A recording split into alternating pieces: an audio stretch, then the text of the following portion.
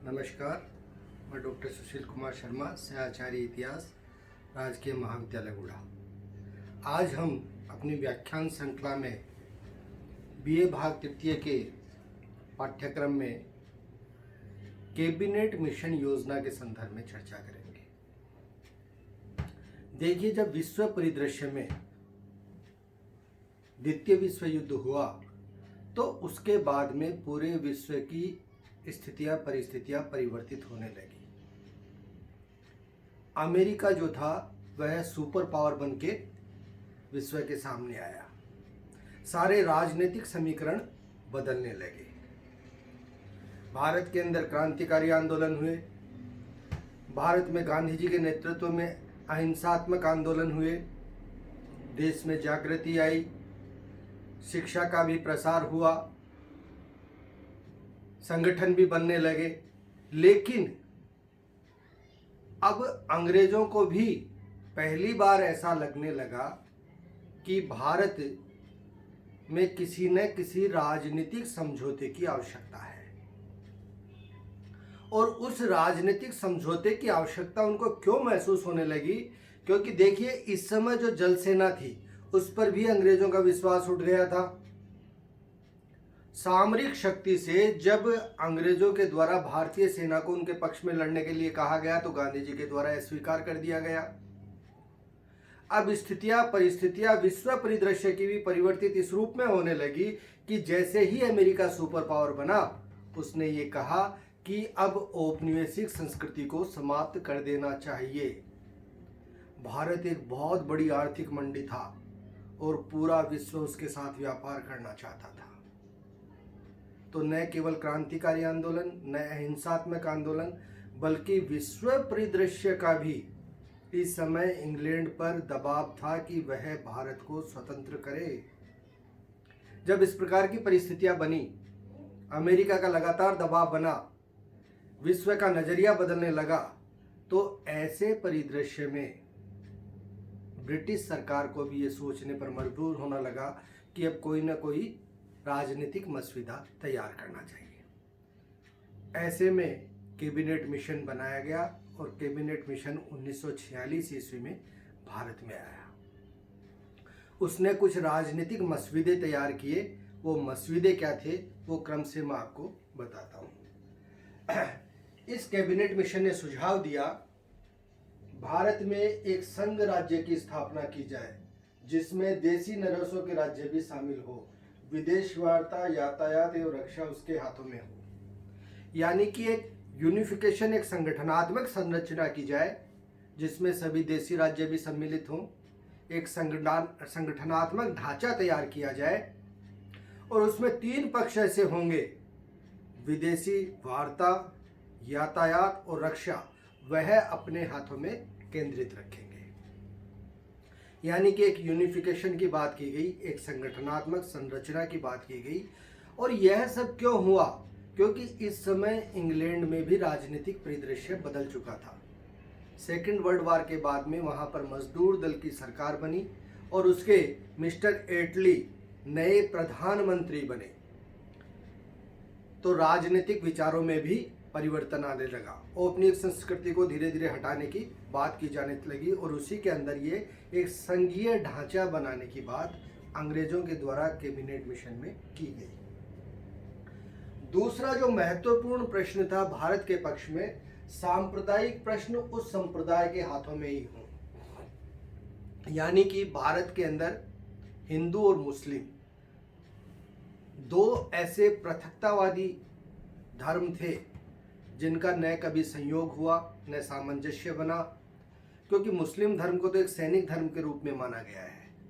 इसने कभी भी किसी के साथ सांस्कृतिक विन्यास नहीं रखा, सांस्कृतिक समूह नहीं रखा, अपनी एक अलग एग्जिस्टेंस रखी। और न केवल ये धार्मिक रूप में रख रहे थे, बल्कि मुस्लिम लीग के रूप में ये राजनीतिक रूप से भी अपने आप को अलग रख रहे थे।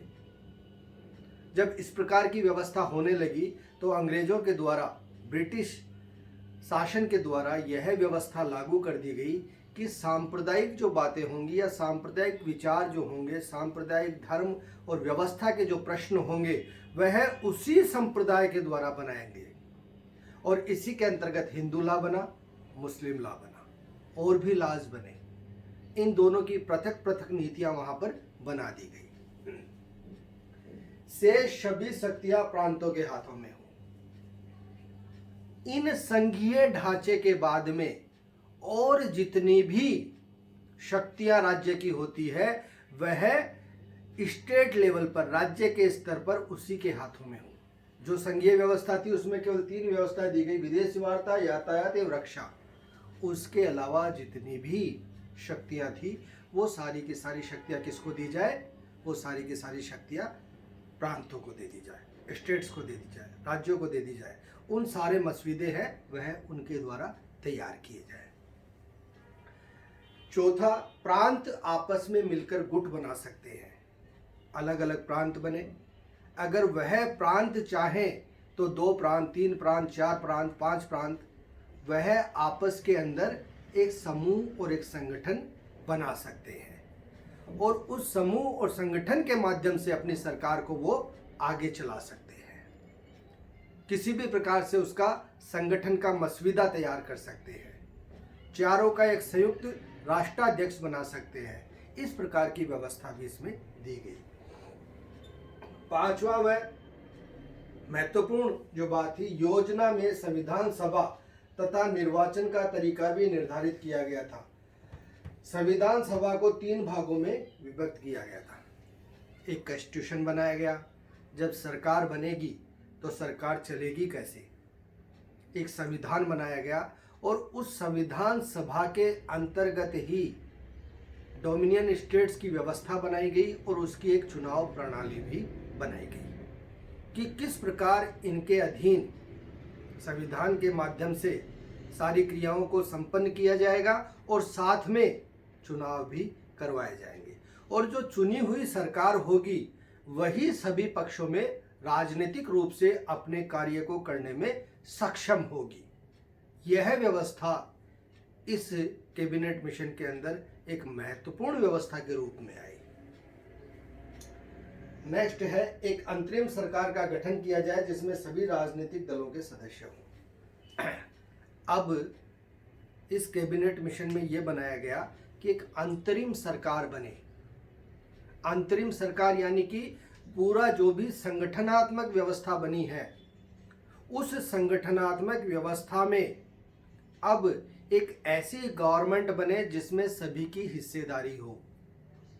जितने भी राजनीतिक दल अपना यहाँ पर मत रखते हैं वह इसके अंदर समाहित हो, सम्मिलित हो और उनके द्वारा देश के विकास में, देश के अग्रणी योगदान में अपनी सक्रिय भूमिका उनके द्वारा निभाई जाए।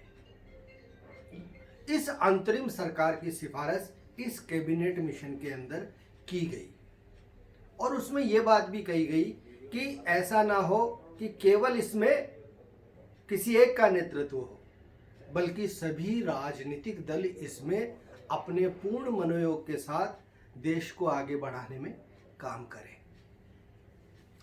यह व्यवस्था इसके अंदर समाहित की गई और इसका अंतिम पक्ष संविधान सभा ब्रिटेन से एक संधि करेगी। देखिए, संविधान सभा बनी, कॉन्स्टिट्यूशनल डेवलपमेंट हुआ, लेकिन ब्रिटेन उसके बाद में भी कहीं ना कहीं अपना अंकुश रखना चाहता था। ब्रिटेन चाहता था कि यह सरकार तो बने, लेकिन इस सरकार का कहीं ना कहीं केंद्रीकृत व्यवस्था में अंकुश जो है वो ब्रिटेन का रहे। इसलिए उसके द्वारा यह भी इस मसौदे में रख दिया गया कैबिनेट मिशन योजना में कि जो भी अंतरिम सरकार बनेगी वह ब्रिटेन के साथ एक संधि करेगी और उस संधि के अनुरूप आगे उसके कार्य होंगे। यह व्यवस्था इसके अंदर की गई। अब देखिए, इन सारे संविधान और उस संविधान के अनुरूप चुनाव, उस प्रक्रिया के अंदर संपूर्ण भारत में चुनाव हुआ और उस चुनाव के क्या परिणाम निकले, या इस कैबिनेट मिशन के जब भारत में आया तो उसके क्या परिणाम निकले। देखिए, प्रारंभिक रूप में सभी राजनीतिक दलों ने इसकी मुखर आलोचना की, इसे एक तरीके से अस्वीकार कर दिया गया। लेकिन धीरे धीरे सभी राजनीतिक दलों ने इसे स्वीकृति प्रदान कर दी और उस राजनीतिक स्वीकृति के आधार पर, उस कॉन्स्टिट्यूशनल डेवलपमेंट के आधार पर, उस संविधान सभा के नियमों के आधार पर भारत में चुनाव हुआ।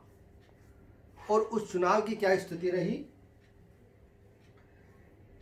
संविधान सभा के चुनाव हुए, कांग्रेस ने 199 सीटें जीती और मुस्लिम लीग ने 73 सीटें जीती।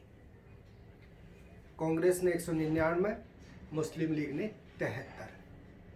जब इस प्रकार की व्यवस्था होकर के भारतीय परिदृश्य में आ गई, डोमिनियन स्टेट्स के चुनाव हो गए, एक अंतरिम सरकार का गठन होने की ओर यह व्यवस्था बनी, तो इस समय कांग्रेस के द्वारा इसे पूर्णतः स्वीकार कर लिया गया और अंतरिम सरकार बनाने की ओर बढ़ गए। लेकिन मुस्लिम लीग के द्वारा इसे अस्वीकार कर दिया गया। तो यह संपूर्ण प्रक्रिया कैबिनेट मिशन योजना की रही। 1946 में कैबिनेट मिशन योजना यहाँ पर आई, उसने अपने सुझाव रखे। उन सुझावों की समीक्षा अपन ने देखा कि इन 7 बिंदुओं के तहत अपन ने करी और अपन ने देखा कि यह सारी व्यवस्था क्यों बनी, क्योंकि मिस्टर एटली प्रधानमंत्री बने जो मजदूर दल के थे। और इस समय इंग्लैंड के बाद में एक चीज़ और थी कि ब्रिटेन जो है वह सेकेंड वर्ल्ड वार के बाद में तीसरी विश्व शक्ति के रूप में उभर करके आ गया था। यह व्यवस्था भी उसके लिए महत्वपूर्ण थी। और इस कॉन्स्टिट्यूशनल डेवलपमेंट और इस सारी प्रक्रिया के बाद में यह चुनावी स्थितियां बनी, जिससे अंतरिम सरकार का गठन हुआ और अंतरिम सरकार ने अपनी व्यवस्था को आगे लागू किया। धन्यवाद।